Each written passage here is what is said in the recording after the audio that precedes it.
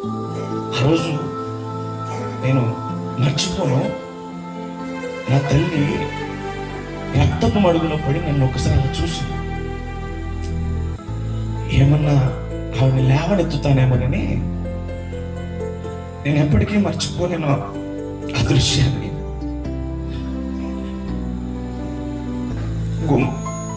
గుమ్మం పక్కన అలా పడుకొని ఏడుస్తూ అలా చూసింది నన్ను.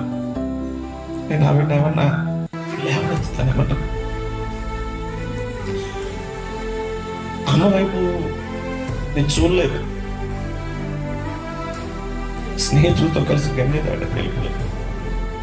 మీకు తెలుసా, ఈ మాట నేను చెప్తాను, జగత్తు నా తండ్రి మరణించినటువంటి దినాల తర్వాత మా తల్లి నన్ను ఎట్లా పెంచిందో తెలుసా? వంటగది దగ్గర